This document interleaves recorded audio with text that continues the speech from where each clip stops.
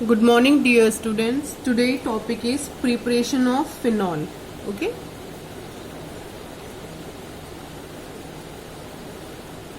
Preparation of phenol. तो preparation हम phenol का करते हैं, उसके लिए कई सारी प्रोसेस लगती हैं। इसमें हम जो फर्स्ट प्रोसेस स्टडी करने जाने हैं वो है फ्रॉम हेलो एरीन्स।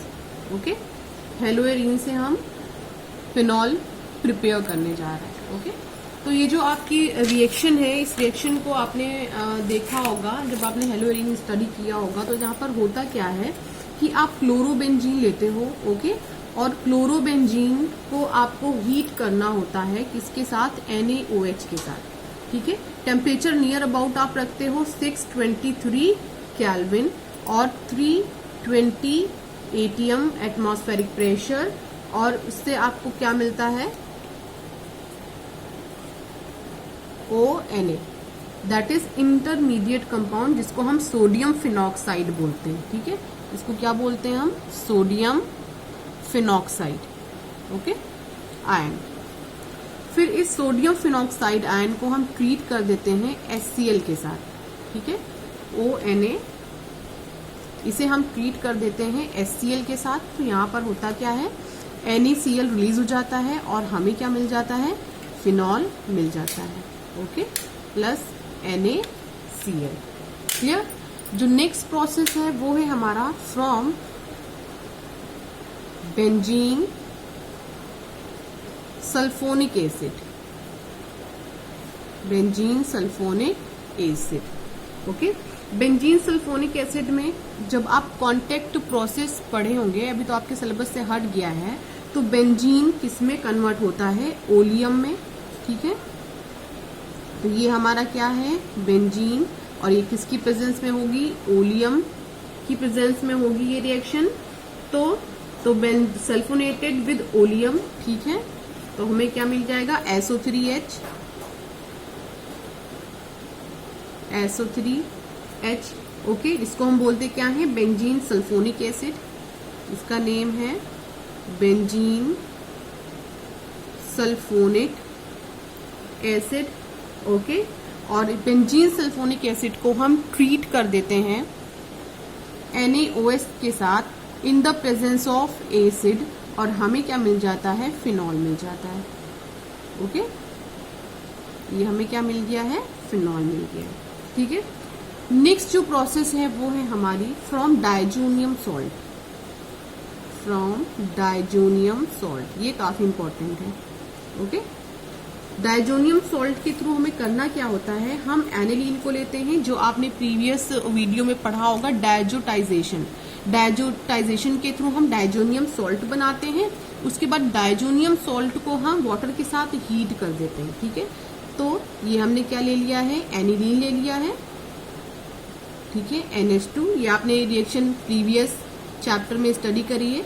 एनिलीन ले लिया है, इसको हमें ट्रीट करना है NaNO2 से in the presence of HCl। ठीक है, जैसे ही हम इसे ट्रीट करेंगे हमें क्या मिल जाएगा? N2Cl। N2Cl को हम क्या बोलते हैं? द बेंजीन डायएजोनियम, लिख दे रही हूं, डायएजोनियम सॉल्ट। ओके, अब इस बेंजीन डायजोनियम सॉल्ट को हमें हीट करना होता है वाटर के साथ। ओके, तो हमें क्या मिल जाता है? फिनॉल। काफी इंपॉर्टेंट है ये वाली रिएक्शन। ठीक है, हमें क्या मिल जाता है? Phenol plus nitrogen gas plus HCl। Okay, जो फोर्थ है हमारा फिनॉल बनाने की प्रोसेस है वो है फ्रॉम क्यूमीन। ओके, जो हमारा फिनॉल होता है, यानी जो हमारा क्यूमीन होता है, इसका मैं लिख दे रही हूँ फॉर्मूला। ये क्या है एक्चुअली? क्यूमीन का फॉर्मूला है CH3 देन CH3। ओके, ये क्यूमीन का फॉर्मूला है, और इसकी रिएक्शन हम किससे कराते हैं? यानी इसको हम ऑक्सीडाइज कराते हैं O2 के साथ, यानी एयर में ये पूरी हम रिएक्शन कराने जा रहे हैं। तो हमें क्या मिल जाता है? Cumin hydroxide. देखिए बना दे रही हूँ स्ट्रक्चर, COOH, 2 O क्या मिल गया हमें, एक साथ कनेक्टेड फॉर्म में मिल गया। इसका मतलब कि हमें क्या मिल गया है, पेरोक्साइड मिल गया। तो इसका नेम क्या होगा, क्यूमीन हाइड्रो पेरोक्साइड। ओके, और ये क्या था हमारा, क्यूमीन था। अब हमें कुछ नहीं करना होता है, इसकी रिएक्शन किससे करा देनी होती है, वाटर से, in the presence of acid. ठीक है, एसिड की प्रेजेंस में हम इसकी रिएक्शन करा देंगे। तो जैसे ही हम इसकी रिएक्शन कराएंगे तो हमें क्या मिल जाएगा, ये वाला जो पूरा पोर्शन है, ये देखिए,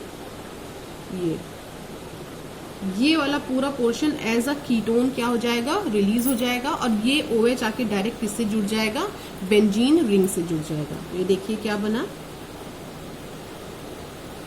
ये OH डायरेक्टली क्या हो गया, बेंजीन से जुड़ गया, प्लस रिलीज क्या हो गया, देखिए C double bond O CH3, यानी कि क्या रिलीज हुआ है, यहाँ पर एसीटोन रिलीज हुआ है एज अ बाई प्रोडक्ट। और जो मेजर प्रोडक्ट हमको मिला है वो क्या है, फिनॉल है। ओके, तो ये 4 रिएक्शन बहुत इंपॉर्टेंट है, प्रिपरेशन ऑफ फिनॉल से कनेक्टेड है, from haloarenes, from benzene sulphonic acid, from diazonium salt and from cumene. Okay, तो now next topic is physical properties of alcohols and phenol. Okay, तो हम क्या स्टडी करने जा रहे हैं, फिजिकल प्रॉपर्टीज।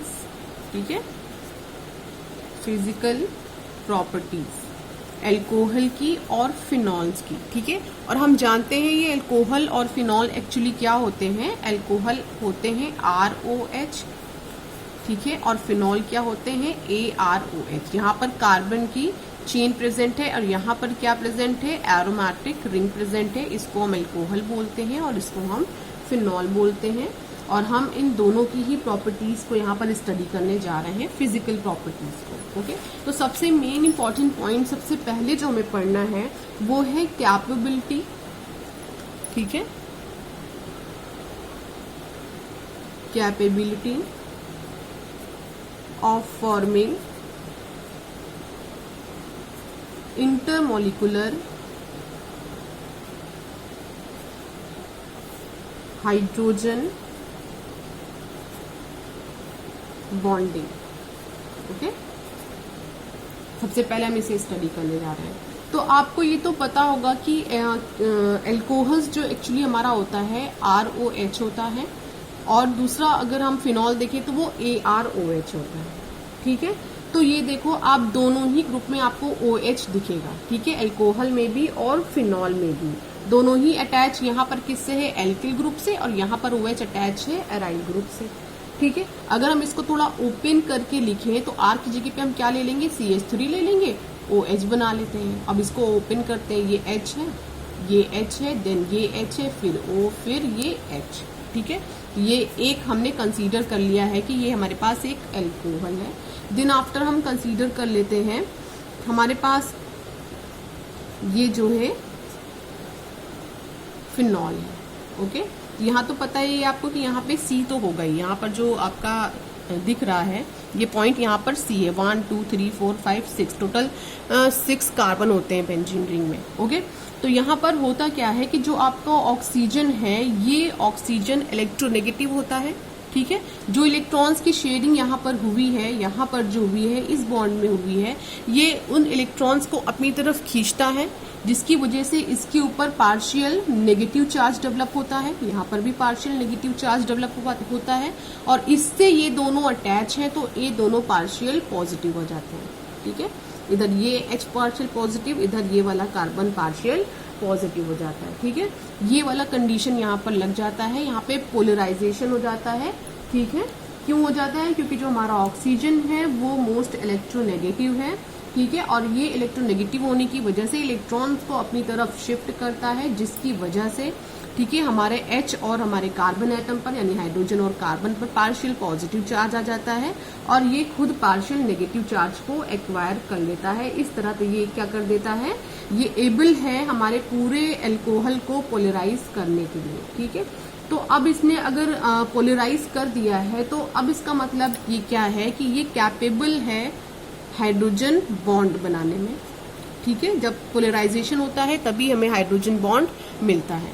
ओके, तो अब यहाँ पर होगा क्या, अब ये हाइड्रोजन बॉन्ड बनाएंगे, अब पोलर है, ऑब्वियस सी बात है, तो हाइड्रोजन बॉन्ड इनका कैसा बनेगा, intermolecular hydrogen bond, intermolecular hydrogen bond. देखिए इस बॉन्डिंग में होता क्या है, शॉर्ट फॉर्म ले लेते हैं ROH वाला, ये हमारे पास R है, इस पे पार्शियल पॉजिटिव, O पे पार्शियल नेगेटिव और H पे पार्शियल पॉजिटिव, ये चार्ज ऐसा कुछ डेवलप होता है। और रीजन ये है कि ऑक्सीजन जो हमारा है वो इलेक्ट्रोनेगेटिव है और इलेक्ट्रॉन को अपनी तरफ क्या करता है, खींचता है, यानी कि अपनी तरफ पुल करता है, जिसकी वजह से इस पे पार्शियल नेगेटिव दोनों, इससे जो दोनों अटैच है उस पर पार्शियल पॉजिटिव चार्ज डेवलप हो जाता है। ठीक है, अब क्या होगा कि हमारे पास ये ऑक्सीजन है, ये हाइड्रोजन है, ये हमारे पास एक मॉलिक्यूल हो गया है। ठीक है, अब दूसरा मॉलिक्यूल हम ले लेते हैं, सपोज कि हमारे पास ये क्या है, ऑक्सीजन, ये H है, पार्शियल क्या हो गया, सॉरी यहाँ पे लगा देते हैं H को, पार्शियल पॉजिटिव हो गया और यहाँ पर हम R लगा दे रहे हैं। ठीक है, ये पार्शियल नेगेटिव, ये पार्शियल पॉजिटिव। ठीक है, इतना कंडीशन हो गई। देन हम दूसरी कंडीशन बनाते हैं, एक हमारे पास हो गया है, एक और R है। ठीक है, ये O है, देन ये क्या होगा, ये पार्शियल पॉजिटिव, ये पार्शियल नेगेटिव, देन ये फिर पार्शियल पॉजिटिव। तो यहाँ पर जो पॉजिटिव और नेगेटिव है, यहाँ पर ऑक्सीजन पॉजिटिव है और H क्या है हमारा, सॉरी नेगेटिव है और H हमारा क्या है, पॉजिटिव है। तो इन दोनों के बीच में क्या बनेगा, हाइड्रोजन बॉन्ड बनेगा। ठीक है, इसी को हम क्या बोलते हैं, इंटरमॉलिक्यूलर हाइड्रोजन बॉन्ड। इसको और क्लियरली हम देख लेते हैं। देखिए ये हमारे पास क्या है, O, ऊपर क्या है R, देन H। ओके, ये हमारा अगर हम देखें तो क्या लिखा है, ROH, जिसको हम क्या बोलते हैं, अल्कोहल बोलते हैं। ठीक है, देन फिर हम क्या ले रहे हैं, ये O है, देन H, ऊपर क्या है, R है, फिर ये क्या है, O है, देन H, ऊपर क्या है, R है, फिर क्या है, O है, देन H और ऊपर क्या है हमारा, R है। ये लिखे हुए सब किसके फॉर्मूले हैं, अल्कोहल के लिखे हुए हैं, partial positive, partial negative, partial negative, partial positive. ठीक है, partial negative, partial positive, partial negative, partial positive. तो यहाँ पॉजिटिव और नेगेटिव के बीच में क्या डेवलप हो जाएगा, हाइड्रोजन बॉन्डिंग हो जाएगी। ये जो बॉन्ड आपको दिख रहा है, जो हाइड्रोजन और ऑक्सीजन के बीच में बन गया है, ये इसी को हम क्या बोलते हैं, इंटरमॉलिक्यूलर हाइड्रोजन बॉन्ड। ठीक है, तो अभी तो हमने अल्कोहल का केस देख लिया है, ऐसा ही सेम केस फिनॉल के साथ भी होता है। ओके, जैसे हमारे पास है ये OH, देन यहाँ किससे अटैच डायरेक्ट, ये बेंजीन रिंग से। ठीक है, फिर OH, ये किससे अटैच है, बेंजीन रिंग से, फिर O, फिर H, ये किससे अटैच है, बेंजीन रिंग से। तो partial negative, partial positive, partial positive, partial negative, partial positive, partial negative.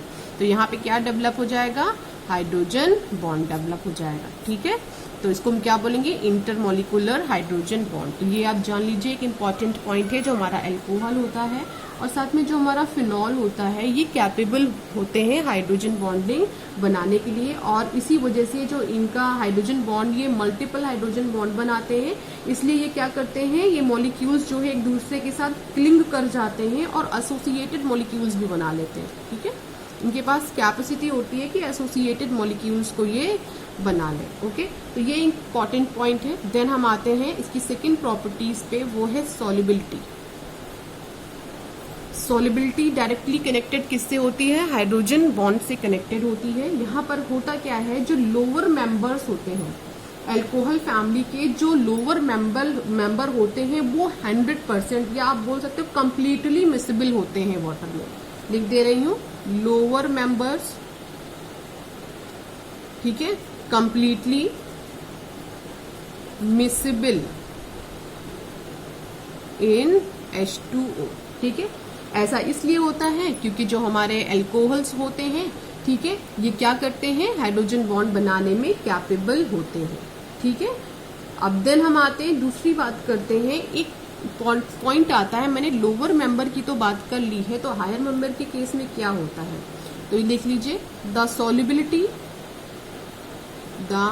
Solubility of alcohols in H2O decreases with increase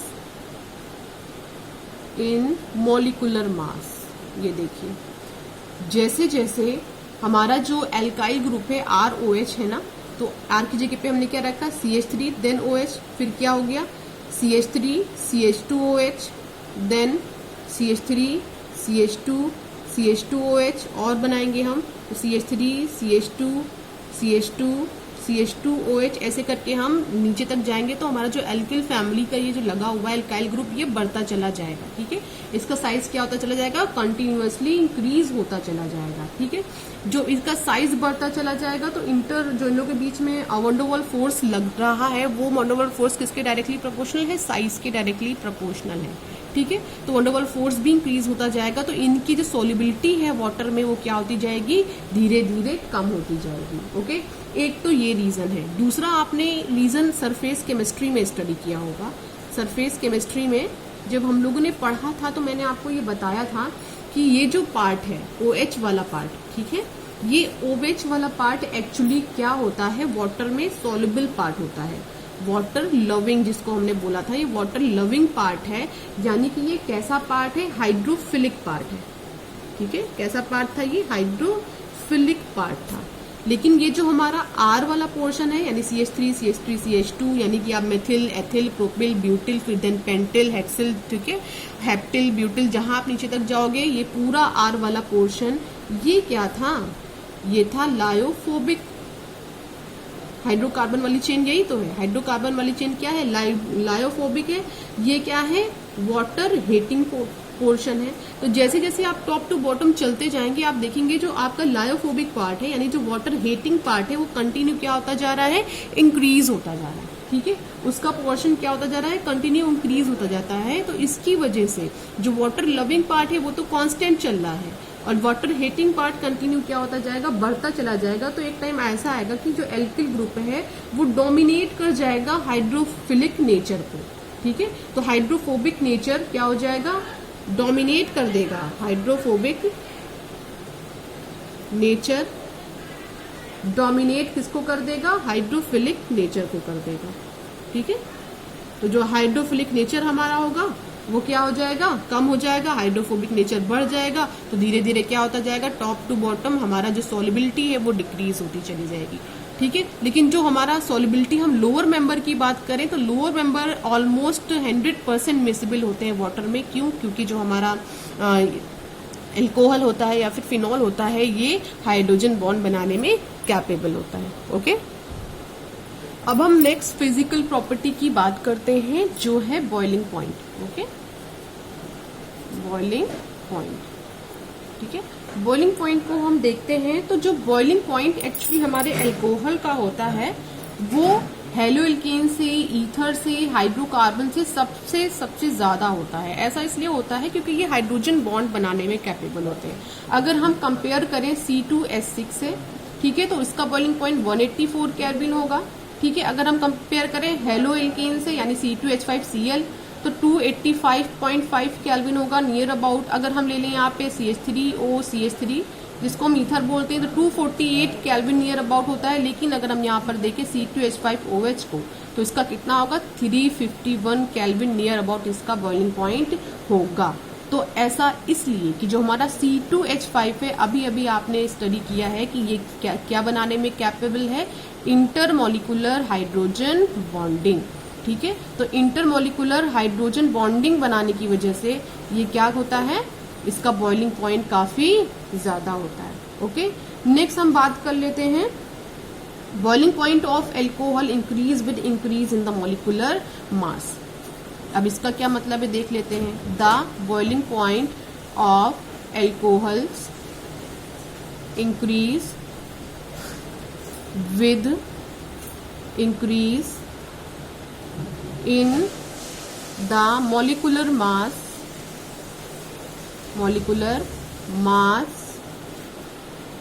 okay, तो इसका क्या मतलब है, हम ले लेते हैं एल्कोहल की सीरीज। ओके, हमारे पास है CH3OH, ठीक है, इसका मॉलिकुलर मास कितना है, मॉलिकुलर मास 32। और इसका बॉइलिंग पॉइंट कितना होगा 338 केल्विन। देन अगर हम ले लें CH3 CH2OH, इसका मॉलिक्यूलर मास है 46, तो बॉइलिंग पॉइंट इसका और इंक्रीज कर जाएगा, कितना हो जाएगा 351 केल्विन। देन हम बात करें CH3 CH2 CH2OH की, ठीक है, तो इसका बॉइलिंग पॉइंट कितना, इसका मॉलिक्यूलर मास थोड़ा और ज्यादा होगा, नियर अबाउट 60, और कितना हो जाएगा बॉइलिंग पॉइंट 370 केल्विन। देन हम आ जाए CH3 CH2 CH2 CH2OH, ठीक है, इसका मॉलिक्यूलर मास है 74 और इसका बॉइलिंग पॉइंट कितना हो जाएगा 390 केल्विन। तो हमारे कहने का मतलब ये है कि अल्कोहल की अगर हम प्रॉपर सीरीज लेके चले तो टॉप टू बॉटम जाने पे हमारा बॉइलिंग पॉइंट है वो क्या होता जा रहा है, इंक्रीज होता जा रहा है। ऐसा इसलिए हो रहा है क्योंकि जो मॉलिक्यूलर मास है वो हमारा इंक्रीज होता जा रहा है। लेकिन अगर यहाँ पर हम केस ले ले आइसोमेरिक अल्कोहल का, ठीक है, आइसोमेरिक अल्कोहल्स का, तो देखिए क्या सीन यहाँ पर बनता है। तो आइसोमेरिक अल्कोहल के केस में होता क्या है कि जो हमारा बॉइलिंग पॉइंट होता है वो डिक्रीज होता जाता है, ठीक है, वो डिक्रीज होता जाता है। कैसे? विद ब्रांचिंग, जैसे जैसे ब्रांचिंग बढ़ती जाएगी वैसे वैसे बॉइलिंग पॉइंट हमारा क्या होता जाएगा, डिक्रीज होता जाएगा। आइसोमर तो आप जानते होंगे ना, ऐसे कंपाउंड जिनका मॉलिक्यूलर फॉर्मूला सेम होता है बट स्ट्रक्चर जो है उनका डिफरेंट होता है, ठीक है। तो इसका एग्जाम्पल देख लेते हैं। तो पहला हम अल्कोहल देखने जा रहे हैं, अल्कोहल, ओके। इसका फॉर्मूला है CH3 CH2 CH2 CH2OH, और इसका बॉइलिंग पॉइंट देखते हैं। इसका बॉइलिंग पॉइंट क्या है 391 केल्विन, ओके। देन हम इसका आइसोमर ले लेते हैं। इसका आइसोमर CH3 CH2 CH3 और ये क्या है हमारा OH। और जैसे जैसे ब्रांचिंग बढ़ेगी वैसे वैसे बॉइलिंग पॉइंट क्या होगा, डिक्रीज होगा। तो यानी 391 केल्विन से कम हमें यहाँ पे मिलेगा 373 केल्विन बॉइलिंग पॉइंट हमें यहाँ पे मिलेगा। देखिए ये दोनों एक दूसरे के आइसोमर हैं, बिल्कुल आइसोमर है। हाइड्रोजन को काउंट करते हैं 1 2 3 4 5 6 7 8 9 10, ओके। यहाँ पे काउंट करते हैं 1 2 3 4 5 6 7 8 9 10।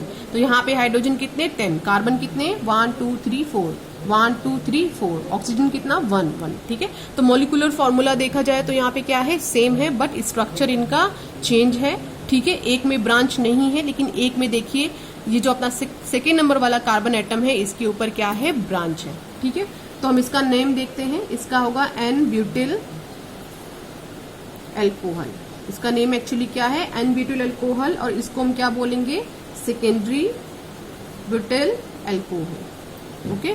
अगर हम टर्शरी ब्यूटिल अल्कोहल बनाना चाहें तो भी बना सकते हैं। CH3 COH then CH3 CH3। अब अगर देखिए इसमें यहाँ पे कार्बन के ऊपर अब दो ब्रांचेस निकल आई हैं तो अभी इसका बॉइलिंग पॉइंट क्या हो जाएगा, थोड़ा और कम हो जाएगा, नियर अबाउट 356 केल्विन हो जाएगा। और इसका नेम क्या है, टर्शियरी ब्यूटिल अल्कोहल, ओके। इतना क्लियर हो गया। अब काउंट करते हैं इसमें hydrogen 3 3 9 1 1 10, okay. 1 2 3 4 4 carbon and oxygen is 1। तो ये तीनों एक दूसरे के क्या हैं, आइसोमर हैं, ठीक है। और लेकिन इनके ब्रांचेस की वजह से इनका बॉइलिंग पॉइंट हम देखते हैं तो कम हो जाता है। जो स्ट्रेट चेन है उसका बॉइलिंग पॉइंट सबसे ज्यादा, जिसमें एक ब्रांच हुई तो थोड़ा कम, देन जिसमें 2 ब्रांच है तो उसका बॉइलिंग पॉइंट और ज्यादा कम हो जाता है। तो अगर हम इसको ध्यान से देखें तो ये एक्चुअली है क्या, प्राइमरी अल्कोहल है, ठीक है। ये क्या है, सेकेंडरी अल्कोहल है। और इसकी हम बात करें तो ये क्या है, टर्शरी अल्कोहल है। और अगर एग्जाम में आपको सीक्वेंस लगाने के लिए आ जाए कि बताइए प्राइमरी, सेकेंडरी और टर्शरी अल्कोहल में बॉइलिंग पॉइंट का क्या एक्चुअली सीक्वेंस होता है, तो आपको देखकर ही समझ में आ गया। ब्रांचेस के आंसर से आप इसका आंसर निकालिए कि प्राइमरी अल्कोहल का जो है ब्रांच बिल्कुल भी नहीं होती, इस वजह से इसका बॉइलिंग पॉइंट सबसे ज्यादा है। देन सेकेंडरी का होता है, उसके बाद टर्शरी अल्कोहल का बॉइलिंग पॉइंट सबसे कम होता है, ओके। तो ये हमारा कॉन्सेप्ट था बॉइलिंग पॉइंट से रिलेटेड। तो बॉइलिंग पॉइंट के केस में अभी हमने क्या स्टडी किया था कि जो हमारा बॉइलिंग पॉइंट होता है वो C2H5OH का अगर हम कंपेयर करें, ठीक है, एल्किल ग्रुप से, हेलो एल्केन से, ठीक है, या फिर हम ईथर से करें तो सबसे ज्यादा C2H5OH का बॉइलिंग पॉइंट होता है। लेकिन अगर कंपैरिजन हम करें सीरीज में चल के तो टॉप टू बॉटम आने पे बॉइलिंग पॉइंट इंक्रीज होता जाता है अल्कोहल का। क्यों? क्योंकि मॉलिक्यूलर मास इंक्रीज होता जाता है। ओके, लेकिन अगर आइसोमेरिक फॉर्म है तो सबसे ज्यादा बॉइलिंग पॉइंट आइसोमर में प्राइमरी अल्कोहल का होता है, देन सेकेंडरी का होता है, और लास्ट में टर्शियरी अल्कोहल का होता है। Okay, now move to the next topic, that is chemical properties of alcohols. Okay, chemical properties of alcohols. Okay, तो सबसे पहले हम अल्कोहल का फॉर्मूला लिखते हैं ROH। ठीक है, R की जगह पे हम CH3 लेते हैं और इसे ओपन करके लिखते हैं, देन O देन H। अब उससे पहले हम इतना पोर्शन केवल पहले देखेंगे। ठीक है, तो क्लीवेज साइट एक्चुअली यहाँ पे कौन कौन सी है? एक ये वाली, एक ये साइट क्लीव करेगी तो हमारी रिएक्शन होगी, और दूसरी ये वाला बॉन्ड क्लीव करेगा तब हमारी रिएक्शन होगी। यानी कि यहाँ पर क्लीवेज साइट एक्चुअली कितनी अवेलेबल है? 2 अवेलेबल है। एक CO बॉन्ड ब्रेक करने से हमारी रिएक्शन कंडक्ट होगी, और दूसरा OH बॉन्ड ब्रेक करने से हमारी रिएक्शन कंडक्ट होगी। तो दोनों टाइप की रिएक्शन को हमें सेपरेटली स्टडी करना है। तो पहला पॉइंट यहाँ पर क्या आता है? Reaction involving cleavage of OH bond.